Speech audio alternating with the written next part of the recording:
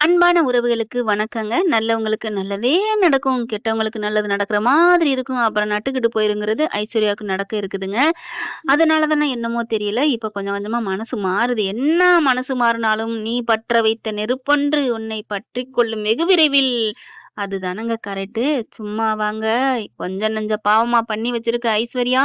இப்ப பார்த்தீங்கன்னா, ஐஸ்வர்யாவுக்கு வயித்து வலிங்க. ரொம்ப துடிக்கிறாங்க. சேது அந்த பிள்ளைட்ட உண்மையவாங்க சொல்லணும். வீட்ல அவங்க ஆன்டி கிட்ட சொன்னாலே போதும் சோலி முடிஞ்சுச்சு. 2 நாள்ல வேணுக்குன்னே அழகர போய் தூக்கிட்டு வந்தவா இந்த ஈஸ்வரி. அப்படி இருக்கையில இவரு எல்லா உண்மையும் சொல்லிர்றாரு. நான் என் பொண்ணுக்காண்டி கார் வாங்கி குடுத்தேன். இந்த மாரி பரிசு கூப்பன்ல அப்படி இப்படின்னு சொல்ல, அந்த பிள்ளை இப்ப என்னமோ நல்ல பிள்ளையா தான் இருக்குது. சரிங்க மாமா, நல்லதுதான் மாமா, சந்தோஷம் மாமா. மலரு பார்த்தீங்கன்னா, பாராட்டு பத்திரமே குடுக்குது ஐஸ்வர்யாவுக்கு. "நீ நல்ல பிள்ளையா இருக்கிற" அப்படி இப்படின்ட்டு. என்னங்கடி நடக்குது இங்க? இல்ல ஐஸ்வர்யாவ எல்லாரும் மறந்துட்டீகளா? மன்னிச்சுட்டீகளாங்கன்னு எனக்கு புரியல. என்னாலலாம் மன்னிக்க முடியாதுங்க. தேவையில்லாத ஆணிங்க. பருத்தி மூட்டை குடோன்லயே இருந்திருக்கலாமே. இந்த புள்ள பண்ணாதானங்க தமிழ்ச்செல்வியே போணுச்சு. அடுத்த நாள் காலைல பார்த்தீங்கன்னா, ரொம்ப வலியில முணங்கிக்கிட்டே கிடக்கு. சேது முழிக்கிறாரு. "என்ன ஐஸ்வர்யா? என்ன ஆச்சு?" அப்படிங்கிறாங்க. "ரொம்ப வலிக்குது மாமா. ஒரு வாரமா ஒரு மாரியா தெரிஞ்சுச்சு. நேத்துலேருந்து ரொம்ப வலிக்குது." "என்ன ஐசு சொல்றது இல்லையா நீ?" "இப்பதாங்க சென்னைக்குலாம் போயிட்டு வந்தாங்க. ஒரு வலியும் இல்ல. நல்லா ஜாலியா என்ஜாய் பண்ண போறேன்ட்டு போனாங்க. இப்ப திடீர்னு இந்த டைரக்டருக்கு என்னதான் வருமோ தெரியல. கதைக்கு ஏத்த மாரி குணத்த மாத்திக்கிறாய்ங்க. இப்ப ரொம்ப துடிக்குது. "ஐயோ! அம்மா! ஐயோ! வலிக்குதே! வலிக்குதே!" அப்படின்னு சொல்ல ஈஸ்வரி ஓடி வந்து, "என்னடி ஆச்சு? என்னடி ஆச்சு? அடியே ஐசு என்ன ஆச்சு?" சித்துவும் உடனே, "என்ன ஆச்சு?" "தெரியல ஆன்ட்டி. வலிக்குது. வயிறு ரொம்ப வலிக்குது." அப்படின்னு சொல்ல, மோகனா பாக்குது. மலர்லாம் எல்லாரும், "என்னாச்சு? என்னாச்சு? சரி நம்ம ஆஸ்பத்திரி தூக்கிட்டு போலாம். மதுரைக்கு போலாம்." அப்படின்னு சொல்லிட்டு அங்கேருந்து கிளம்புறாங்க. காருக்குள்ள அள்ளி போட்டு போக, மலர் என்ன பண்ணுது, குழந்தைய வச்சுட்டு இருக்கறனால, "நீ பாத்துக்கோ. நாங்க போயிட்டு வந்துர்றோம்ன்னு" சேது கிளம்புறாரு. புள்ளைய வந்து பாக்குறாரு. அழகுற, "மலரு புள்ளைய பத்திரமா பாத்துக்கோ. நான் போயிட்டு வந்துர்றேன்." "நான் பாத்துக்கிறேன் மாமா. நீங்க போயிட்டு வாங்க." ஐஸ்வர்யா, ஈஸ்வரி, சித்ரா, இங்க ராஜாங்கம், கருப்பு, சேது எல்லாருமே கிளம்புறாங்க. மோகனாவுமே நானும் வரேன் அப்படிங்குது. "இரு, இரு போய் பார்த்துக்கிட்டு வந்துர்றோம்" அப்படின்னு கிளம்புறாங்க. போனா ஆஸ்பத்திரிக்குள்ள அலறி துடிக்குது. என்னாச்சு, என்னாச்சு, ஏதாச்சுன்னு சொல்லிட்டு ஸ்ட்ரெச்சர்ல வச்சு கொண்டு போறாங்க. செக்கப் நடந்துட்டு இருக்கு. வெளியில பார்த்தா அங்கிட்டு, இங்கிட்டு நடக்குறாங்க. பாவம் இப்பதான் என் அண்ணன் பொண்ணு ரொம்ப நல்லவளா இருந்தா, மாறிக்கிட்டு வந்தா. அழகு மேல பாசமா இருந்தாலே, என்ன ஆச்சுன்னு தெரியலையே, ஏதாச்சுன்னு தெரியலையே அப்படின்னு சொல்லிட்டு அழுகா. "சின்னம்மா அழுகாதீங்க சின்னம்மா. இருங்க எல்லாம் சரியாகும். பார்த்துக்கலாம்" அப்படின்னு சொல்லிட்டு இருக்காங்க. டாக்டர் எல்லாம் ஃபுல் செக்கப் பண்றாங்க. பார்த்தா வெளியில வராங்க. 2 மணி நேரத்துக்கு அப்புறம் "என்னாச்சு?" அப்படின்னு கேட்டா, "நாங்க ஸ்கேன் எல்லாம் பண்ணி பார்த்துட்டோம். மெடிக்கல் மிராக்கிள் அப்படின்னு எங்களால சொல்ல முடியாதுங்க." "ஏன் என்னாச்சு?" அப்படிங்கல. அந்த பிள்ளைக்கு நான் என்ன சொல்றதுங்க? பாண்டியன் ஸ்டோர் பார்த்தீங்களா? ஆமா. முத்துவேலுக்கு என்ன சொன்னாங்க? கேன்சர். அதுதான் இந்த பிள்ளைக்கும். ஐயோ! என்ன ஆச்சு? என்ன ஆச்சு? என் மருமகளுக்கு என்ன ஆச்சு? அப்படின்னு சொல்லிட்டு ஈஸ்வரியா புலம்ப, "அம்மா என்னம்மா? நிஜமா அழுகுறியா? எப்படிம்மா?" "ஏய்! நிஜமா தாண்டி அழுகுறேன்." "இல்லம்மா, நீ அழுகுறதும், சிரிக்கிறதும் எல்லாமே நடிப்பா இருந்துச்சா, அதனால தான் இதுவும் நடிப்பான்னு நெனச்சேன்ம்மா." "ஏய்! நான் உண்மையா தாண்டி அழுகுறேன். அப்புறம் அவ போயிட்டா நமக்கு என்ன ஆகுறது? அவ இருந்தா தாண்டி சொத்து சுகத்த ஆள முடியும்." நீ அப்படி நெனச்சுட்டு இருக்கியா? அவ ரொம்ப நல்லவளா மாறிக்கிட்டு வரா." "ஏய்! நல்லவளா மாறுனாலும் அவ கெட்டவ தான். நீ என்ன நீ?" அதுக்கப்புறம் சரி இது அப்புறம் பேசிக்கலாம்ன்னு, "ஐயய்யோ! சேது என் பிள்ளைக்கு என்னடி ஆச்சு? என்ன ஆச்சு சேது?" அப்படிங்கிறாங்க. டாக்டர் அவர் பாட்டுக்கு போக, "டாக்டர், டாக்டர் என்ன?" அப்படிங்கிறாங்க. "வாங்க உள்ளார வாங்க" அப்படின்னு சொல்லி அவங்க உட்கார்ற இடத்துக்கு போயிடுறாங்க. எல்லாரும் போறாங்க. "இப்ப என்னங்க பண்ணணும்?" "இல்லங்க நல்லா முத்த விட்டுருக்காங்க.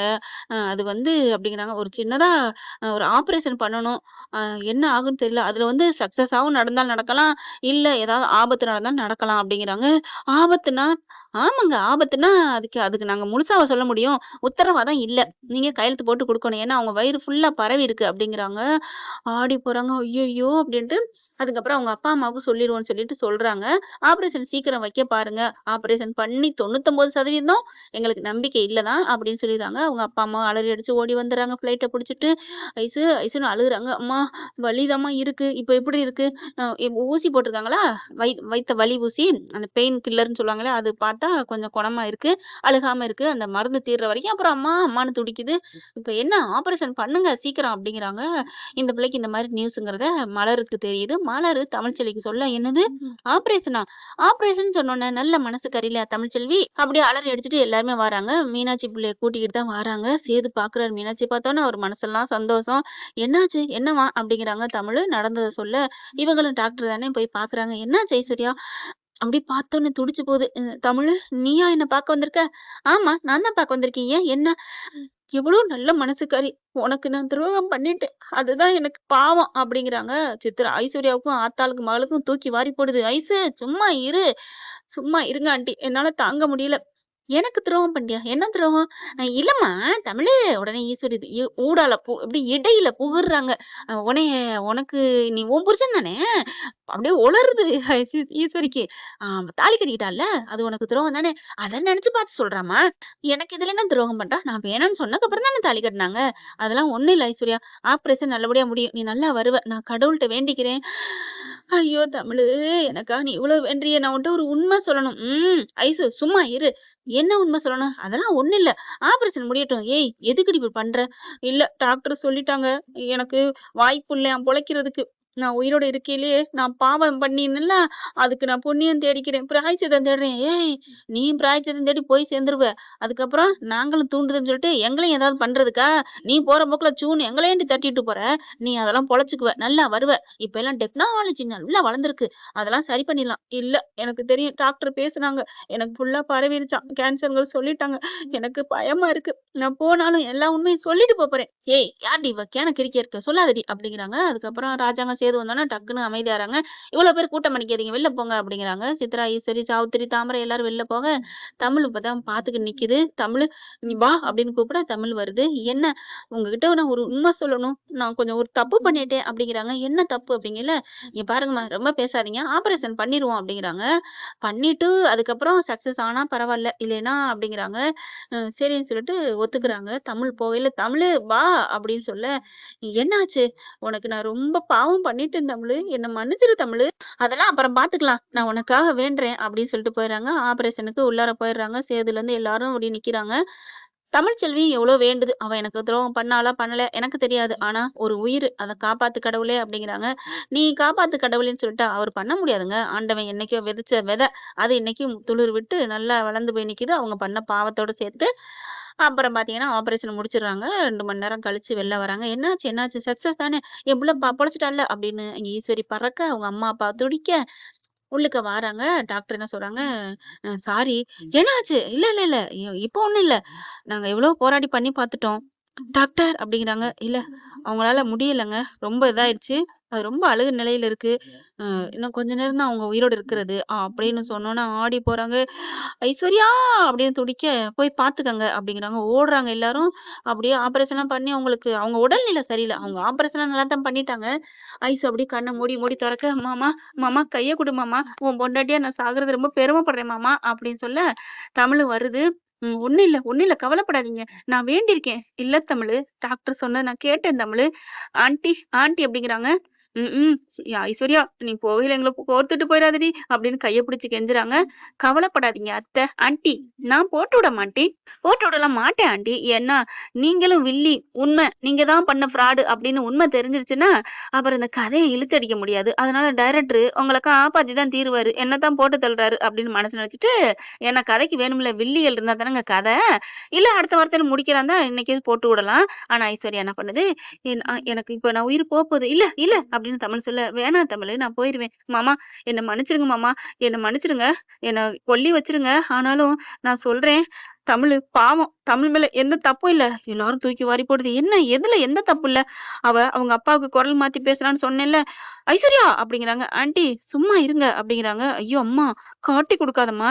அது ஏன் நீ துள்ற? அப்ப உனக்கும் தெரியுமான்னு கேட்டான்னா, ஆமால்ல. ஒண்ணும் தெரியாத மாரி கேளு" அப்படி சொல்ல, "சொல்லிட்டடி மவளே சொல்லிட்டடி. இல்ல நான் நாய்னியார மாட்டியிருப்பனே" அப்படின்ட்டு, "ஐஸ்வர்யா என்னம்மா சொல்லப் போற? சொல்லும்மா." அக்கா மக்கா அந்தர் பல்ட்டி அடிக்கிறாடி ஈஸ்வரி. பாக்குது. "ஆன்டி இனியாவது திருந்த பாருங்க ஆன்டி. இது நம்ம குடும்பம் நெனைங்க" அப்படின்ட்டு தமிழு, "மாமா நான் அன்னைக்கு அவங்க அப்பாவுக்கு அவங்க ஃபோன் சார்ஜ்ல இருந்துச்சு. தமிழ்ச்செல்வி ஃபோன்ல எடுத்து நான் தான் பேசினேன்." "என்ன என்ன ஐஸ்வர்யா சொல்ற? நீ ஏதோ உலகத்த விட்டு போறேங்கிறனால ஏதாவது உளறுறியா?" அப்படிங்கல. "நான் உளறுறேனா? நான் வேணா பேசி காமிக்கட்டா? அப்ப நம்புவீங்களா?" அப்படின்ட்டு ஃபோன் மாரி கைய வைக்கிறாங்க. செல்லப்பாண்டி எல்லாரும் நிக்கிறாங்க. "அப்பா" அப்படியே தமிழ்ச்செல்வி குரல்ல பேசுதுங்க. அவங்க ஜெனிக்கும், அவங்க சக்திக்கும் கல்யாணம் பண்ணி வச்சிருங்கப்பா. மாமா சொல்லிட்டாருப்பா." அப்படியே பேசிட்டு வைக்க எல்லாரும் அதிர்ச்சி ஆகுறாங்க. "போதுமா மாமா, நான் தான் மாமா பண்ணேன்." "அடி பாவி சிறுக்கி மவளே, அப்பத்தா வந்து அடிக்க போகுது." "அம்மாச்சி" அப்படின்னு தமிழ் தடுக்குது. ஒருத்தர் உயிர் போற நிலைமையில உண்மைய சொல்லுவாங்கன்னு சொல்லுவாங்க. அந்த பிள்ளை உண்மைய சொல்லிட்டா. உண்மைய சொல்லாம போனா தான் அவ கெட்டவன்னு சொல்லுவாங்க. இப்ப அவ நல்லவளா இருக்கனால தான் உண்மை சொல்லிட்டு போறா.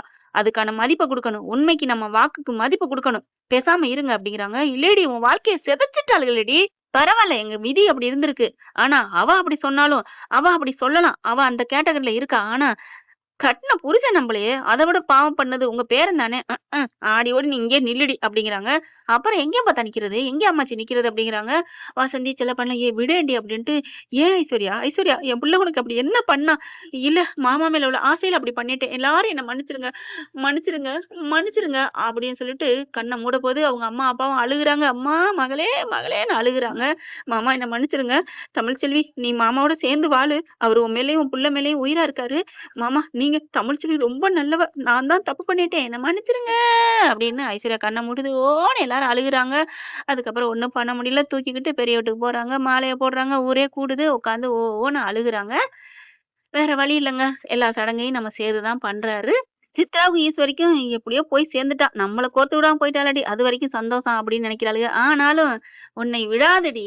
நான் தான் ஏற்கனவே சொல்லிட்டேனே, பத்த வைத்த நெருப்பு ஒன்று உன்னை பற்றி எரியும்ன்னு." கூடிய சீக்கிரம் பக்கத்துல இருக்கு. அந்த கருப்பு சொன்ன மாதிரி பெரிய மந்த கருப்பு சொன்னாங்க இல்லையா? தமிழ்ச்செல்வி உண்மை யாரு, கெட்டவன் யாரு, அசல் யாருன்னு தெரிஞ்சிருச்சு. இப்ப முழுசா புரியலையே! ஒண்ணும் சேரலையே இவங்க இன்னும். இன்னும் அந்த சித்ரா, ஈஸ்வரி தான் இதுக்கெல்லாம் முழு காரணங்கிறது தெரிஞ்சா தாங்க, அந்த மந்த கருப்பு ஆடி ஆட்டம் போட்டு சொன்னதுக்கு சரியான தீர்ப்பு வரும். அதுக்கப்புறம் அப்படி திரும்புறாங்க. எல்லா வேலையும் முடிஞ்சதுக்கப்புறம் தமிழும் எல்லாமே வேலை பண்ணுது. ஆனா வெளியில தாங்க நிக்குது. உள்ளுக்க போகல. தமிழுகிட்ட வாராரு. வந்த கையோட அந்த இந்த வேட்டியோட கட்டிக்கிட்டு பனிக்குடம்லாம் உடைப்பாங்க இல்லையா? அதெல்லாம் பண்ணிட்டு துண்டு வெறும் மேலோட தாங்க பண்றாரு எல்லா காரியங்களும். அதே மாரி ஊராளுகள் நிக்கிறாங்க. ஊராளுகளோட நின்னுட்டு அப்படியே படார்ன்னு தமிழ் கால்ல விழுகுறாரு. டேய் என்னடா?" அப்படின்னு கேட்க, "நான் தமிழ்ச்செல்விக்கு ரொம்ப துரோகம் பண்ணிட்டேன். பாவம் பண்ணிட்டேன்.